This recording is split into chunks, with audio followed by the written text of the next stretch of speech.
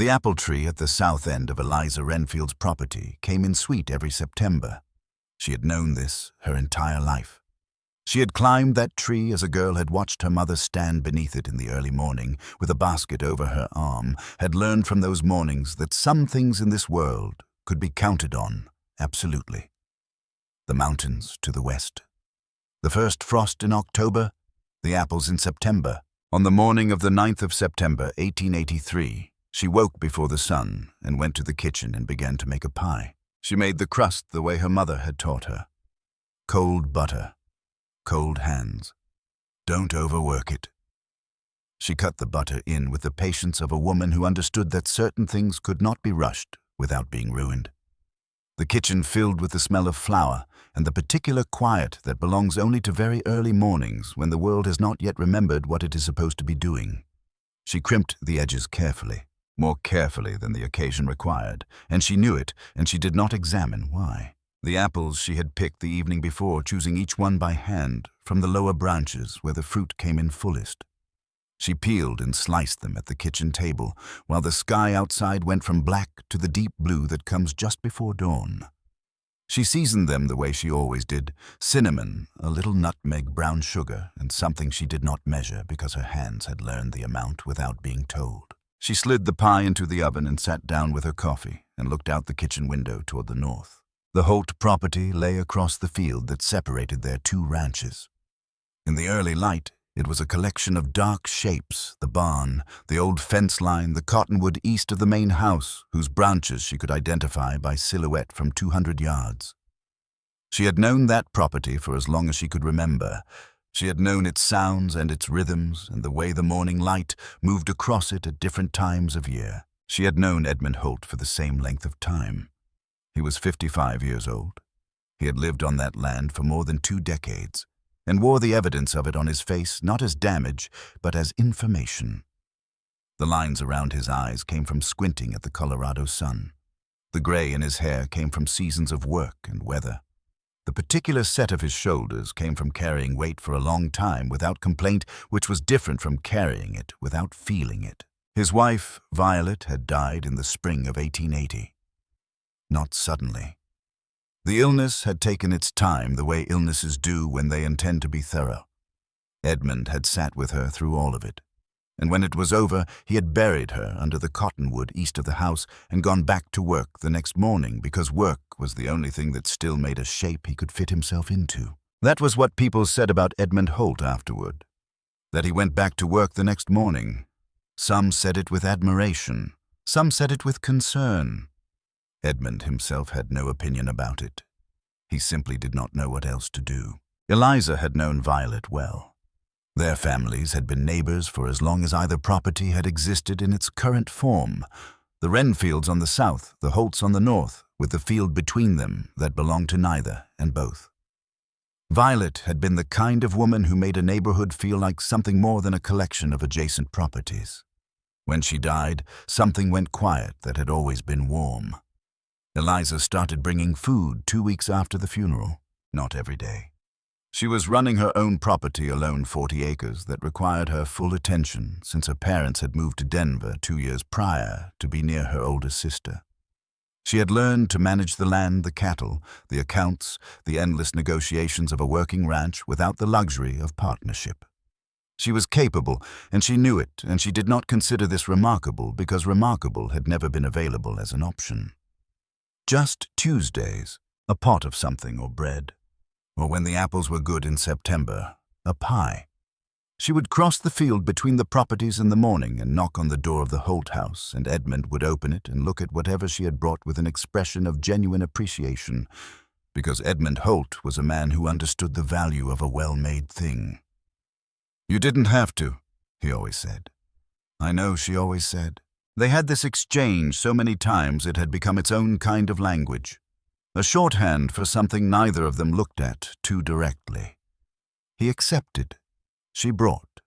The Tuesdays accumulated into months, and the months into years.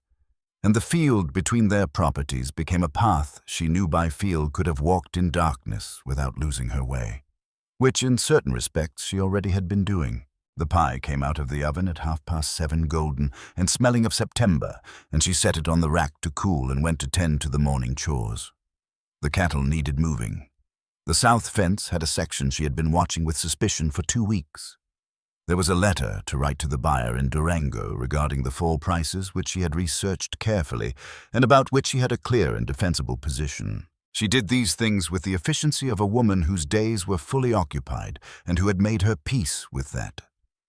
At 9:30 she wrapped the pie in cloth and picked it up and walked north across the field.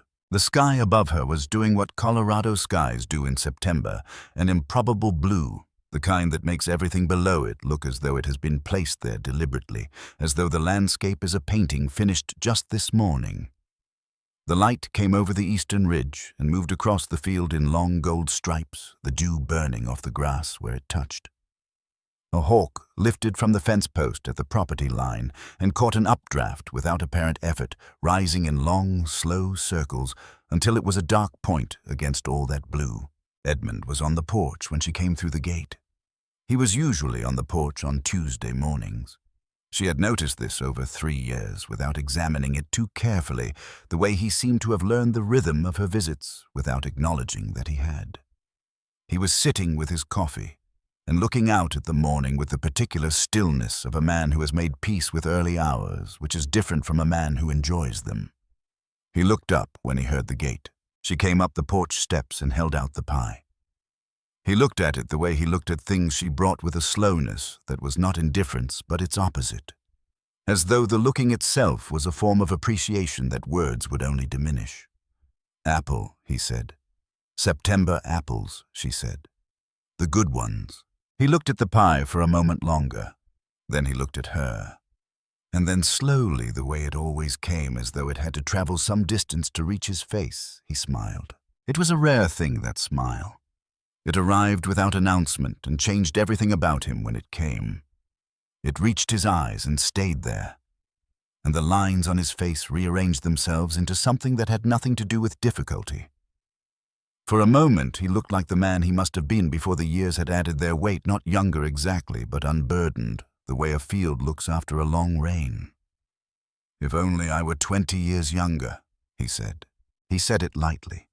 The way you say something meant to land gently and move on.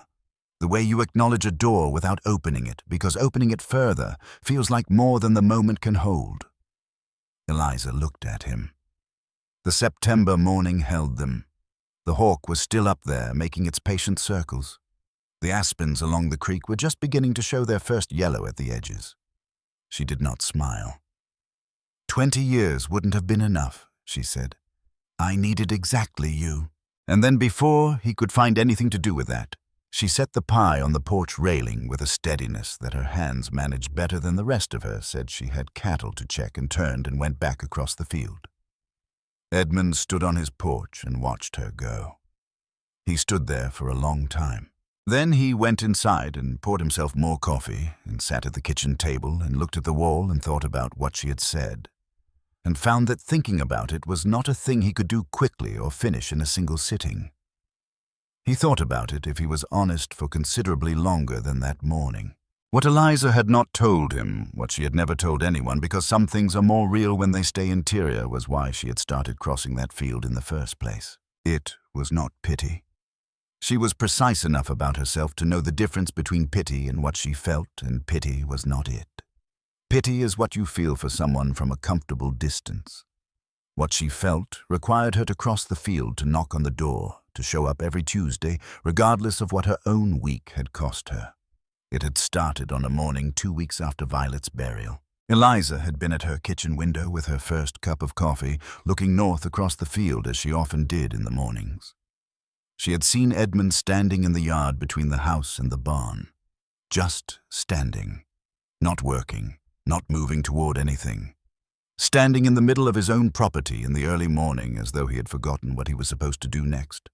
Or perhaps had remembered perfectly well, and found he could not make his legs cooperate. She watched him stand there for a long time. She felt something move in her chest that she recognized because she had lived alone for 2 years by then and had learned the particular geography of that kind of stillness, the way it could arrive in the middle of an ordinary morning and make everything feel provisional. She did not think about it carefully. She put down her coffee and started making soup. The soup had been the first Tuesday. The pie that September morning in 1883 was 3 years of Tuesdays accumulated into something neither of them had named yet. And the difference between the first and the last was the difference between a gesture and a life. Edmund Holt was, she had concluded over those 3 years, a man of specific and considerable qualities. He was honest in the way that some men are honest, not as a policy, but as a condition. He said what he meant, and he meant what he said, and the gap between those two things was so narrow in him as to be invisible. He kept his word. He kept his land. He kept his grief, which he had never performed for anyone, and never asked anyone to witness, and had managed with a dignity that was not the absence of feeling, but something harder and more admirable than feeling alone. He listened when she spoke about the cattle prices, or the South pasture, or the negotiations in Durango, listened with the focused attention of a man who was actually processing what he heard, rather than waiting for his turn to talk. He had told her once in the second year that she got better prices at the Durango market than men with twice her experience. He said it simply as a fact he had observed, without the faint condescension that sometimes underlined other men's compliments. She had stored that away somewhere she could find it again. What she had not examined too directly, or perhaps had examined precisely as carefully as she intended, was the reason she had filed all of this under the heading of good neighbor, rather than the heading where it actually belonged. The heading where it belonged was one she had been approaching for 3 years without quite permitting herself to arrive. On the morning she set the pie on the railing and said what she said and walked back across the field, she had arrived. The town of Durango had, as it always did, opinions. Durango, in 1883, was a growing place. The railroad had come 2 years prior and brought commerce and newcomers and the particular energy of a town that believes it is becoming something larger than it has been. Growing towns have opinions about everything, and they have particular opinions about young women who run properties alone and do not appear to require saving. The opinion that concerned Eliza most, or rather the one she was most frequently required to respond to, was the one about Harlan Alderton. Harlan was 28 years old, the son of the most prosperous merchant in the county. He was handsome in the careful way of men who have always known they were handsome and have learned to wear it without appearing to try. He had been making his interest in Eliza known since the previous spring. Not aggressively, he was too considered for that, but steadily, with the patient confidence of a man accustomed to receiving what he worked toward. He appeared at the market on the days she was there. He stopped by the South property with small appropriate gifts. He said the right things in the right tone. The town approved of him enthusiastically. Bertie Pruitt, who ran the dry goods store on the main street and delivered her opinions with the directness of a woman who considered social tact and inefficiency, told Eliza plainly one afternoon while measuring out flour. "Harlan Alderton is a good man. You could do considerably worse, and I say that as someone who wishes you well." Eliza thanked her and bought her flour and said nothing further. Her friend, Nora Whitmore, who was 27, and had been married for 8 months, and had therefore acquired what she considered a comprehensive authority on matrimony, was more pointed. They were sitting on Eliza's porch on an afternoon in late September, and Nora had the look of a woman who had been assembling an argument and was now prepared to deliver it. "3 times this month," Nora said. "I know. 3 times he has found a reason to come by or appear somewhere you were. He ordered flowers from Denver, Eliza. I heard. At what point do you give the man a chance?" Eliza looked out across the field. The aspens along the creek were going gold now, the color moving through them the way light moves through water gradually, then all at once. "When I want to," she said. Nora was quiet for a moment. Then she followed the line of Eliza's gaze north across the field, past the fence line toward the Holt property where the afternoon light was sitting on the barn roof and the cottonwood was casting its long shadow eastward. "Eliza," Nora said. Her voice had changed. The argument was gone from it. "I know," Eliza said. He's 55 years old.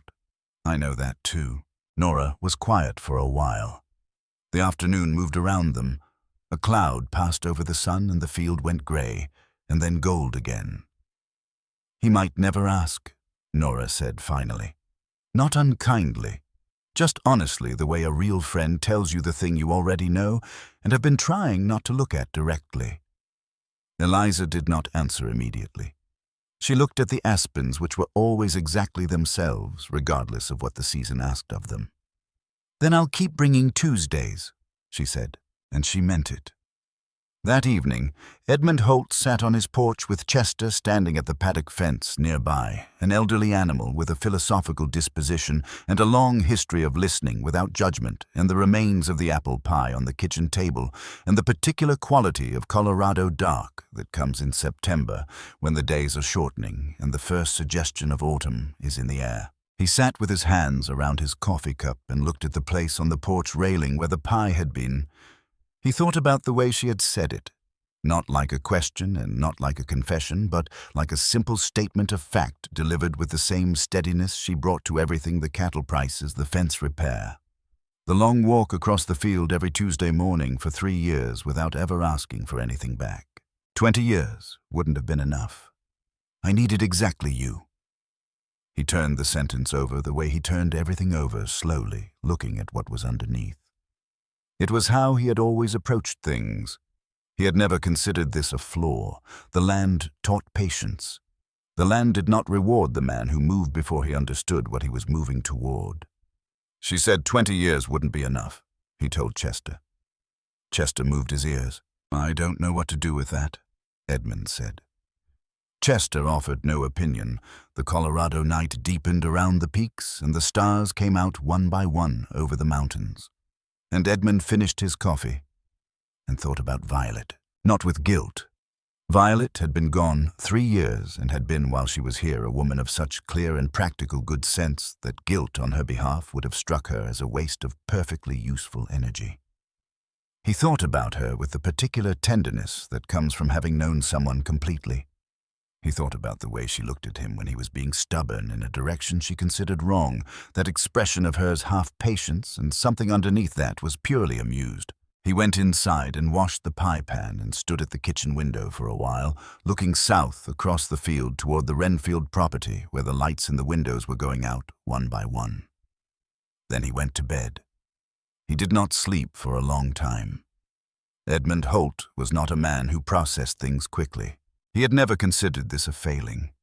The land taught you that. The land rewarded the man who looked first, who turned the soil completely before deciding what to plant in it, who understood that patience applied at the right moment was worth more than urgency applied at any moment at all. He turned over what Eliza had said the way he turned everything over, completely, carefully, looking at what was underneath. He did this while fixing the north fence line, which needed 3 new posts and a full section of wire replaced before winter. He did it while moving the cattle to the winter pasture, a 2-day job he had done so many times his hands knew it without instruction, leaving his mind free to work on other things. He did it in the evenings with Chester at the fence and the Colorado dark settling over the mountains like something being folded gently down. 20 years wouldn't have been enough. I needed exactly you. He examined the sentence from every angle he could find. He looked at what it meant directly and what it carried underneath, and what a man of 55 years was supposed to do with a sentence like that spoken on a Tuesday morning in September by a woman of 25 who had been crossing the field between their properties every week for 3 years. He did not arrive at a conclusion quickly. On the 14th day, he rode into Durango for supplies. The feed store was run by a man named Colbert, who had lived in the county longer than almost anyone, and who knew everything that moved within 20 miles, not because he sought the information, but because information sought him the way water seeks the lowest point. Edmund had learned over years that a conversation with Colbert was a reliable way to understand the current condition of things. He was loading his wagon when Colbert appeared at the door with the expression of a man who has something to say and is determining the approach. Heard Harlan Alderton ask the Renfield girl to the harvest social. Colbert said, with the careful neutrality of a man delivering information he knows is not neutral. Edmund continued loading. "That right," he said. "She said she'd think about it." Colbert paused. "Which people are taking as a yes." Edmund set a 50-pound sack of grain in the wagon bed with the steadiness of a man who has had considerable practice keeping his face arranged the way he wants it arranged. "People generally take what they want to take," he said. Colbert nodded and went back inside. Edmund drove home the long way along the creek road where the aspens had gone fully gold, their leaves catching the afternoon light like something lit from within. He put Chester away. He went inside. He washed his hands and looked up at the small mirror mounted beside the kitchen door. He had not looked at himself carefully in some time. Men who live alone and work with their hands do not spend a great deal of time at mirrors. He looked now. 55 years of Colorado weather. The gray that had come into his hair in the years after violet spreading from the temples outward. The lines around his eyes from decades of squinting at the high, bright sky and the snow and the water. The set of his jaw that his own father had carried, and his father's father before that, the look of men who had built things in hard country and been shaped by the building.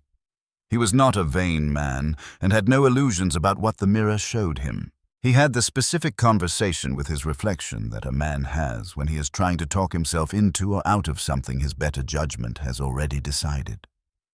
The conversation went in circles, covering ground he had already covered, arriving back where it started. "She is 25 years old," one part of him said. "I am aware of that," another part answered. "You are 55. I am aware of that as well." And then quietly from somewhere underneath both voices, Violet. Not as accusation, not as complication. Just the name, the presence of her which had been with him every day for 3 years in the way that the dead stay present when you have loved them completely.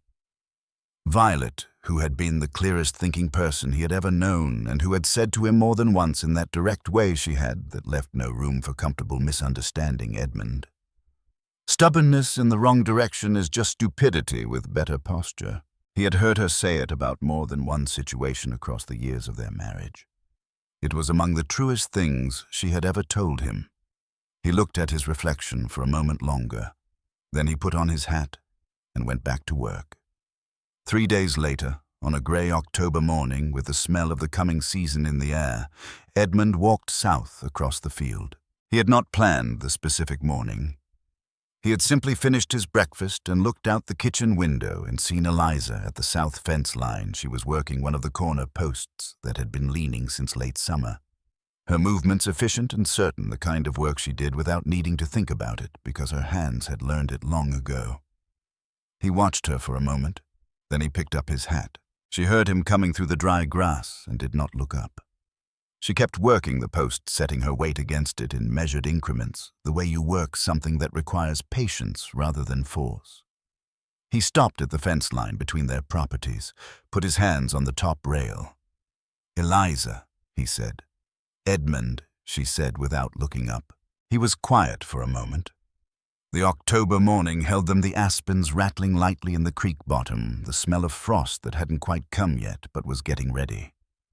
"I've been thinking about what you said," he said. She set down her fencing tool, looked at him. Her expression was the one he associated with her, when she was giving something her full attention, open, direct, giving nothing away and withholding nothing either. "Which thing?" she said. He met her eyes. "You know which thing." She waited. She had always been good at waiting. It was among the things he had noticed about her across 3 years of Tuesdays, the quality of her patience, which was not passive, but active, the patience of a woman who had things to be getting on with, and was choosing to stop because she had decided the stopping was worth it. "I don't know what you meant," he said, "and I'd like to." He looked at the fence rail for a moment, then back at her. "I'm 55 years old. I'm not going to pretend that's nothing. It isn't nothing. It means something and it doesn't mean something, and I've been trying to work out the difference." He paused. "But I'd like to know what you meant if you're willing to tell me." Eliza looked at this man at her fence line. At the careful way he held himself, the way he always held himself, not rigid, but considered every movement deliberate, nothing wasted. She thought about 3 years of Tuesdays. She thought about the morning after the flood, when she had come out at first light and found him already there setting posts into the wet ground with lumber. She knew he could not spare, and how he had worked beside her all day without making it into something it needed to be, and how he had never once mentioned it afterward. It meant, she said, that 20 years wouldn't make you any more what I was looking for because you're already exactly what I was looking for. The fence line between them was very quiet. A flight of sparrows moved through the dry brush along the creek and was gone. Edmund looked at her for a long moment. Then he nodded a single slow nod, the kind that means a man has received something and is going to carry it carefully until he understands its full weight. He straightened. He looked out across his property for a moment, toward the cottonwood and the mountains beyond it. "All right," he said. Quietly. Not dismissively, the opposite of dismissively. As though he was setting the words somewhere interior where he could return to them. He touched the brim of his hat. Then he turned and walked back across the field toward his house. Eliza watched him go. She picked up her fencing tool. She had expected something from this moment, though she would not have been able to say exactly what. Not a declaration, not a resolution. Edmund was not a man who resolved things quickly, and she had known this about him longer than she had known most things. What she had not expected was that watching him walk away, having said what she said, and heard what he said, and understood that he was going home to continue thinking, would feel not like defeat, but like progress. Like a field that has been turned and is ready now for whatever comes next. She went back to work on the fence post.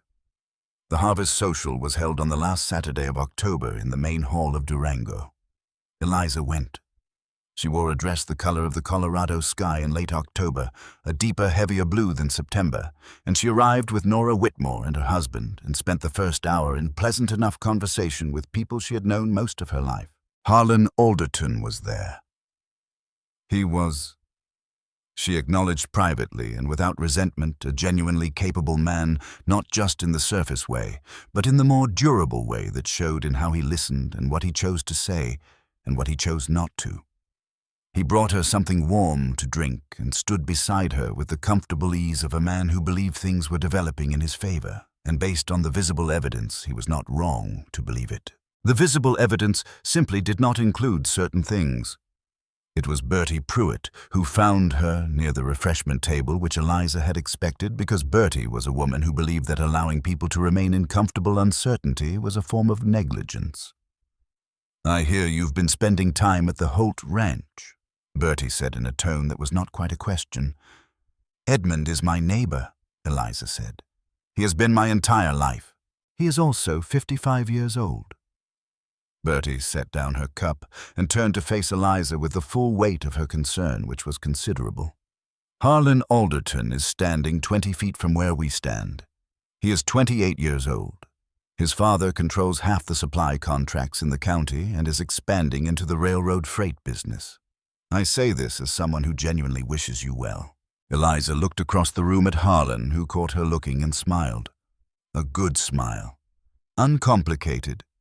Easy in the way that youth is easy before the years add their specific gravity. She smiled back. Then she turned to Bertie. "Do you know what Edmund Holt did when my south fence came down in the spring flood?" she said. Bertie waited. He was there the next morning, with lumber he could not spare. He spent the better part of a day helping me put it right. She paused. "He has never mentioned it once. Not once in all the Tuesdays since." She looked at Bertie steadily. "That is not a small thing," she said. "That is the whole thing." Bertie opened her mouth, and then, unusually for her, closed it again. Eliza set down her cup. "Excuse me," she said pleasantly. "I need some air." She rode home through the October night with the creek running dark beside the road and the mountains black against a sky full of stars, and thought about what she had said to Bertie, and found that saying it out loud had done something she had not anticipated. It had made it more real, not less, which was what she had always feared, and which turned out to feel more like relief than anything else. "Harlan Alderton is everything the town wants for me," she thought. "Edmund Holt is what I want for myself." She had watched her mother choose carefully and her sister choose quickly, and she understood from watching both that these were different processes with different consequences and that only one of them was reversible. She was not interested in the reversible kind. Edmund, meanwhile, had not attended the harvest social. He had told himself this was because he had not attended any social gathering since Violet's death, which was true. He spent the evening doing what he did most evenings, checking the stock, eating alone at the kitchen table, sitting on the porch until the cold drove him inside. He sat with Chester at the paddock fence and did not say much. But at some point during that quiet evening, the stars moving their slow arc over the mountains, the creek audible in the cold air from a quarter-mile away, something settled in him. Not dramatically, not with any ceremony. The way real decisions settle quietly without witnesses in the middle of ordinary evenings. He made it and sat with it, and it held. He went inside and lay in the dark and thought about the fence-line conversation.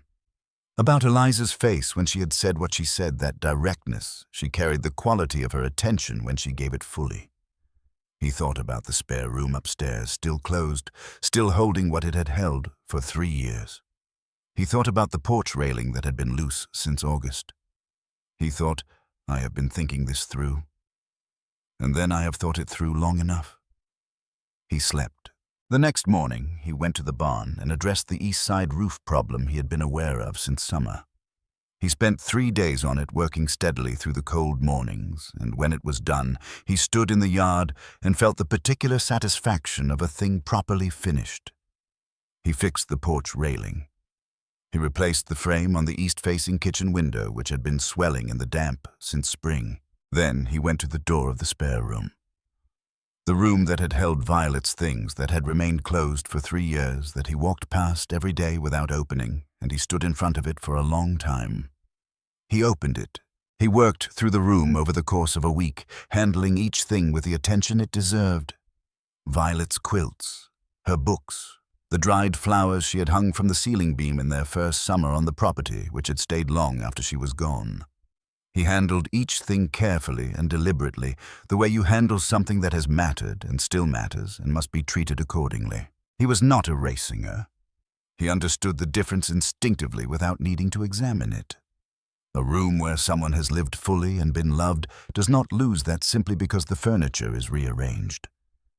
Violet would be in this house as long as the house stood. He was not clearing her out. He was making space, which is not the same as making absence. When he was done, he stood in the doorway and looked at what remained. Clean, aired, the November light coming through the window in long pale bars. He stood there for a while. Then he thought about Violet and found that thinking about her felt different in this moment than it had in a long time. Not the sharp thing it had been. Something quieter. Something that was almost though he did not reach for the word directly, like permission. Eliza noticed. She noticed the way she noticed everything about the Holt property incrementally over several Tuesdays, the way you observe a season changing. The new work on the barn roof, the porch railing that no longer shifted, the kitchen window that opened smoothly for the first time in years. And then on a Tuesday in mid-November, she saw it from the yard, as Edmund let her in through the gate, the spare room door standing open. Light in it. Where there had been only a closed door for as long as she could remember. She noticed all of it and said nothing. She brought vegetable soup that Tuesday.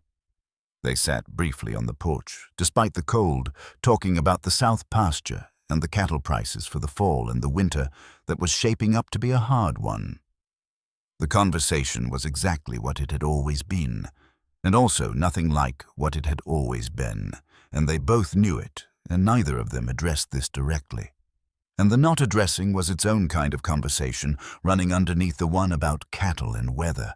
She walked home across the field and thought about patience and what it cost and what it was slowly purchasing. 2 days later, Harlan Alderton came to her door. He did not bring flowers. He came in the middle of a grey November afternoon and knocked, and when she opened the door, he looked at her with the directness of a man who had decided to stop being indirect. She let him in. They sat at the kitchen table with coffee and for a moment were simply 2 people in a warm kitchen while the wind came down off the mountains outside. "I've heard things," Harlan said, "about you and Edmund Holt." Eliza looked at him steadily and waited. "I want to ask you one question," he said, "and I'd like you to answer it honestly, which I expect you will because I don't think you know how to do otherwise." He looked at her directly. "Does he make you happy?" The kitchen was very quiet. The wind moved through the cottonwood at the south end of her property. The mountains were somewhere behind the clouds, invisible but present. Eliza did not answer immediately. She looked at Harlan and thought about the question, and found that the answer was not complicated. It was simply that the question was slightly wrong, the way a good question sometimes is pointing just beside the true thing. Edmund did not make her happy the way a sunny day makes you happy. He made her feel something steadier than that. Something that did not depend on conditions. Something that had been building across 3 years of Tuesdays without her permission and without his, and that had turned out to be exactly the size and shape of what she had been looking for without knowing precisely what she was looking for. Whatever was on her face in that moment was apparently sufficient. "I see," Harlan said quietly. He was quiet for a moment, looking at his coffee. Then he looked up at her with an expression that held no bitterness and no performance, just the clear-eyed acknowledgement of a man who understood what he was looking at. "He's a good man," Harlan said. "What I know of him anyway, which isn't much. But what I've heard suggests it." He paused. "That matters more than most things."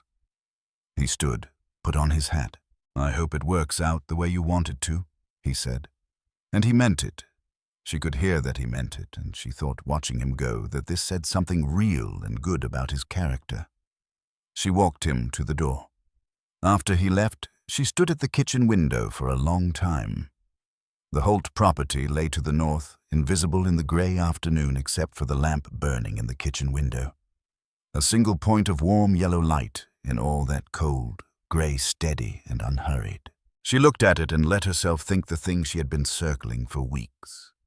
The true shape of what she feared, which had nothing to do with rejection and everything to do with something else. She was not afraid that Edmund Holt would say no. She was afraid that he would never ask, that he would count his years and find them too many and measure the distance between 55 and 25 and conclude that the distance was the whole answer. That he would be responsible and realistic and careful in precisely the wrong direction and would spend the rest of his Tuesdays accepting what she brought and meaning it when he said she didn't have to, and never once stepping across the line he had drawn for himself using arithmetic as the blade. She looked at the lamp in his kitchen window. She had said what she had to say.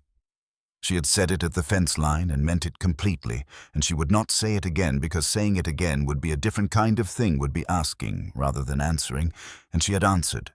The asking, if it came, had to come from him. She looked at the mountains, invisible behind their clouds, present nonetheless. Then she went to bed and lay in the dark and thought with the particular clarity of a cold November night, "I will keep bringing Tuesdays, however long it takes." She slept. The lamp in Edmund Holt's kitchen burned for another 2 hours. He was sitting at the table with his hands still in front of him, not working, which was unusual for him, because idleness was not a condition he wore comfortably.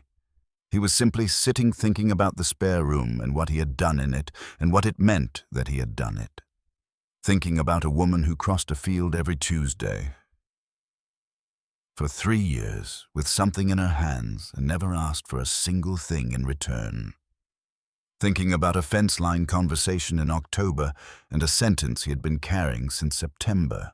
He thought, "I have been thinking this through." Then quietly and without ceremony, long enough, he put out the lamp. He went to bed. He did not lie awake. The first snow of the season came to Durango on a Thursday morning in early November, arriving without drama the way serious things often do. Edmund woke to it before dawn. Not to the sound of it, because mountain snow makes no sound when it falls, but to the particular quality of silence it produces. A silence with weight and texture different from ordinary quiet, the way grief is different from ordinary sadness. He dressed and went out to check the stock. The world was white and still. The cottonwood east of the house stood bare against the pale sky, its branches holding a thin line of snow along each upward reach. He looked at Violet's grave beneath it, the way he did every morning, when the light was enough to see by, with the quiet attention of a man who has learned to carry something without being crushed by the carrying. Then he went to feed the stock. He worked through the morning with the focus that cold weather demands. The water troughs needed breaking where ice had formed overnight. The barn required checking in the places he had been watching since October. He addressed each thing in order the way he always had, moving through the work, with the steady, unhurried competence of a man who had been doing this long enough that the work itself was a kind of thinking. At mid-morning, he stopped in the barn doorway with his coffee and looked south across the field. The snow had smoothed everything into softness. The fence line between their properties was a dark thread against the white. Smoke was rising from the Renfield chimney in a straight line into the cold, still air, which meant the wind had not come up yet, which meant the day would stay clear. He had made a decision. He had made it 2 nights ago at the kitchen table with his hands still on the table and the lamp burning, and he had slept on it, and it had held through 2 nights now without diminishing. Decisions that survived 2 nights were not impulses. He understood the difference. He finished his coffee. He spent the rest of the morning on the last of the work he had set himself. He walked through the house in the early afternoon and looked at what he had made of it over the past several weeks. The porch railing solid now, the kitchen window opening smoothly, the spare room clean and holding the pale winter light in a way it had not held light in 3 years. He was not a man who decorated or embellished. The house looked like what it was, a working ranch house in the San Juan Mountains, built to last. But it was ordered now in a way that had intention behind it, and intention was its own kind of language, and he had been speaking it for weeks in the only way he knew how, which was through the work of his hands. He put on his good jacket. He picked up his hat from the hook by the door and looked at it for a moment. Then he put it on and went out. He walked south across the field. His boots left clean tracks in the 3 inches of snow crossing from the Holt property toward the Renfield fence line. The cold was the dry, clean cold of the Colorado high country, the kind that does not feel cruel but simply announces itself as a condition requiring acknowledgement. The sky above him was the pale white gray of a snowed-in morning, and the mountains were somewhere behind it, present even when invisible, which he had always thought was one of their most important qualities. He reached the fence line. He stopped. He stood at the boundary between the 2 properties and looked at the Renfield house where the kitchen lamp was burning in the window, warm yellow against the pale afternoon, steady and unhurried. He stood at the fence and looked at it and permitted himself for the first time without immediate retreat to think about what that light had meant for 3 years. 3 years of Tuesdays. 3 years of a woman crossing this field in the other direction with something in her hands and something in her manner that he had recognized and had not permitted himself to name. He had filed it under good neighbor, and kept it there because good neighbor required nothing of him, and he had not been ready to be required of. He had kept her there in that careful category right up until a September morning with a pie and a sentence that had quietly, and without his permission, taken the category apart. He climbed through the fence. He walked the remaining distance across her property and went up the porch steps and knocked. A pause. Footsteps. The door opened. Eliza was there in the doorway with the kitchen light behind her and the cold at his back, and she looked at him, at this man on her porch on a Thursday afternoon, not a Tuesday, not any day that had ever been his, and something moved across her face that was not surprise but was adjacent to it. Something that looked, if he was reading it correctly, and he thought by now he was like relief arriving in the form of recognition. He took off his hat. "I've been doing some work on the house," he said. "I know," she said. "You noticed." "Edmund." Her voice was quiet. "I have been visiting that house for 3 years. I notice everything." He looked at his hat, which he was turning in his hands, the way he turned things that required careful handling. "I want to ask you something," he said, "and I want to ask it properly." She waited. She was very good at waiting. "Harlan Alderton is a good man," he said. "I know that. The town knows that. He is 28 years old, and he has his father's business and his father's prospects and every reasonable argument in his favor." He paused and looked up from his hat and met her eyes, which were dark and steady, and entirely unafraid, which was the quality he associated most closely with her, this facing of things directly. "I am 55 years old. I have a ranch that needs constant work, and a porch railing I just fixed, and a kitchen window I replaced last month." He held her gaze. "I cannot compete with reasonable arguments," he said. "So I won't." The wind had come up slightly now, moving through the bare branches of the cottonwood at the south end of her property. Snow sifted down from the upper branches in a fine white drift. "I would like to come calling on you," he said. "Properly, if you will allow it." Eliza Renfield looked at this man on her doorstep. This careful, quiet, thoroughly decent man who had spent 3 years accepting her Tuesdays without ever once asking why she kept coming. Who had shown up with lumber the morning after a flood and never made it into something it needed to be. Who had listened to everything she said with the attention of someone who understood that listening was not the pause between talking but the thing itself. Who had spent the past several weeks quietly making his house into something, the railing, the window, the room with no announcement and no audience, because that was how he did things. Completely, without performance, meaning exactly what he did. She looked at him for a moment that covered considerable distance. "Edmund Holt," she said, "I have been waiting for you to get here for approximately 3 years." He absorbed this. The way he absorbed things completely without visible reaction, the processing happening somewhere interior and thorough. Then something shifted in his face. Not the rare smile exactly, but the thing that came before it, the loosening of the careful arrangement he maintained. "I was thinking it through," he said. "I know," she said. "It required some time." "I know that too." She stepped back from the doorway. "Come in, there is coffee." He came in. They sat at her kitchen table in the November afternoon with the cold pressing at the windows and the lamp between them, and talked the way they had always talked, carefully, directly, with the particular ease of people who have been learning each other's rhythms for 3 years and are only now acknowledging what they have been learning. They talked about the winter and the cattle and the spare room he had cleared, which she mentioned quietly, and he confirmed without elaboration, because no elaboration was needed. He walked home across the field in the early dark, with his boots crunching on the snow and the stars beginning to appear above the western peaks, and something in his chest that he recognized as new. Not the echo of something old, but something arriving without apology.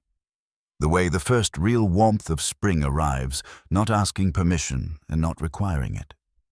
Reverend Dawes came to see him 2 weeks after that. Edmund was on the porch when the Reverend rode up the lane, which saved the formality of a knock. He was a tall man, the Reverend, with the bearing of someone who had spent decades saying difficult things to people who needed to hear them, and he had a long memory and a directness that Edmund had always respected, even when it was inconvenient. He dismounted and came up the porch steps and accepted coffee, and looked at the mountains for a moment before saying what he had come to say. "I've heard about you and Eliza Renfield." "I expect most people have," Edmund said. "I want to speak plainly." "I've always preferred that." Reverend Dawes looked at him steadily. "She is 25. You are 55. I am not raising this to cause pain. I raise it because it is my responsibility to ask, have you thought carefully about what this means for her across the long run of things?" Edmund looked out at the mountains. He was quiet for a moment, not the quiet of a man searching for an answer, but the quiet of a man deciding which of several true answers is the right one for the moment. "In 20 years, he said, I will be 75 years old." He paused. "And in 20 years, she will have had 20 years of a man who sees her clearly and means what he says, who shows up the morning after the flood without being asked, who keeps his word, because that is the only way he knows how to keep it." He looked at the Reverend. "I think that is worth something. I think it is worth quite a lot." Reverend Dawes was quiet for a moment. Then he nodded once with the slowness of a man giving real weight to what he is acknowledging. "It is," he said. He stayed for another cup of coffee, and they talked about other things, and when he rode away, Edmund sat alone on the porch and looked at the mountains and felt running underneath everything the steady current of something that had been decided and had held and was continuing to hold without diminishing. The courtship was conducted with the unhurried quality of two people who have known each other for years and are simply acknowledging what was already true. There were no grand gestures because neither of them had any interest in grand gestures. There were suppers and conversations and Saturday afternoons riding through the winter landscape along the creek that ran between their properties and through the aspen groves that were bare now, and beautiful in their bareness, the white trunks standing against the sky like a kind of writing. They talked about everything. They disagreed about some things. Edmund was slower to spend money than she thought warranted, and Eliza was more willing to take a calculated risk than he was initially comfortable with, though he came to trust her calculations because they proved consistently to be sound. They had the arguments that real partnerships have direct and sometimes heated, and had them the way they did everything else, without performance and without residue, clearing the air completely and moving on. The ceremony was on a Saturday in the first week of March, 1884. The last snow of the season had melted off the lower elevations the week before. The first green was showing in the meadows along the creek. The air had the quality of Colorado in early spring, which is not warmth exactly, but is the credible promise of warmth, the sense that the long season has turned and will not turn back. Eliza wore a dress the deep green of Colorado pines. She wore it because it suited her and because she was not a woman who felt required to follow conventions that did not fit her particular understanding of what this day was. Edmund wore his best jacket. He stood at the front of the Durango church and watched her come toward him and understood something that could not have been understood any younger. That some things arrive when you have stopped looking for them, and their arriving late does not make them less real. It makes them, if anything, more precisely understood because you have lived long enough to know what you are looking at when it arrives. She reached him. They stood together in front of Reverend Dawes, who performed the ceremony without additional commentary, as he had agreed, and when it was done, they walked out into the March morning together. And the sky above Durango was doing the thing it does in early spring, which is to offer, after a long winter, a blue so clean and uncomplicated that it seems like a kind of promise. The ranch became theirs in the complete sense, not his with her in it, but genuinely shared by competence, rather than convention, by what each person was actually suited for, rather than what the world expected based on the usual arrangements. Eliza took the accounts because she was better at them, a fact that became evident within the first quarter, and that Edmund acknowledged without difficulty because he had never had any interest in being better at something than he actually was simply for the sake of appearances. He managed the cattle and the land, and the 1,000 specific decisions that come from decades of knowing a particular piece of ground. They divided the work without drama, and found the arrangement so natural that neither of them thought to remark on it. The mornings were good. This was perhaps the best thing, the particular quality of a Colorado morning shared with someone whose company makes silence comfortable and conversation easy and the whole day feel like something worth having. They had coffee at the kitchen table or on the porch when the season allowed, and the conversation was the natural continuation of what had been building across 3 years of Tuesdays, which turned out to be the best possible foundation for a marriage because it was already tested and already true. Samuel was born in January of 1885. He came into the world on a clear, cold night with the stars sharp over the mountains and announced himself with the conviction of someone who had decided to be fully present from the first moment. He had his mother's red hair vivid even in the lamplight of the first minutes. He had his father's eyes dark, steady, already looking at things with the patient attention of someone who intends to understand them properly. Edmund was 57 years old. He had told Eliza his concern in the careful way he told her things that worried him directly without softening, because softening things between them had never been their way. He had said, "Will I be enough?" Not as a dramatic question, but as a genuine one asked by a man who took his responsibilities seriously and wanted to understand them clearly. She had looked at him for a moment. Then she reminded him about the morning after the flood, the lumber he had brought that he could not spare, the day of work without complaint, the fact that he had not mentioned it once in all the time since. "That is what a father does," she said. "You already know how." He did not bring it up again. He held Samuel for the first time in the early hours of a January morning, with the cold pressing at the windows and the lamp turned low, and felt something move through him that had no name he knew and did not require one. He looked at this small person, his son, this new and entirely specific person, and felt past all calculation, past all the arithmetic of age and time and everything he had counted and measured in the years of his careful life. An emotion so simple and so complete that there was nothing to do with it except hold it. He held it. He held his son. He looked at his wife across the room.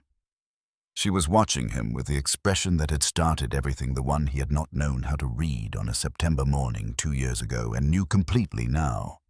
He nodded once. She nodded back. On a morning in September of 1886, 3 years after the pie and the porch and the sentence that had cracked open the careful accounting he had built around himself, Edmund was working the north fence line when he saw a figure crossing the field from the south. He knew the walk before he could see the face. He had been learning that walk for 6 years, first from a distance, then from the close range of a shared life. He would have known it anywhere. He opened the gate. Eliza came through with Samuel on her hip. The boy was 20 months old and regarded the world with the calm, systematic attention of someone who is filing everything away. He had his mother's red hair bright in the September morning. He had his father's eyes, which were currently directed at the mountains, with the expression of a person encountering something large and deciding what to make of it. Edmund took the boy. Samuel looked at him without alarm, with the complete trust of a child who has no reason to expect anything other than to be held safely and shown things worth seeing. Edmund held his son and looked at his wife and looked at the Rocky Mountains, doing what they had always done and would always do, which required nothing of anyone, and which was, he had come to understand, among the most reliable things in a world that offered reliability in limited quantities. He thought about a Tuesday morning in September 3 years ago now.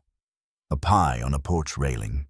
A sentence he had turned over for 14 days like a stone that kept showing new surfaces.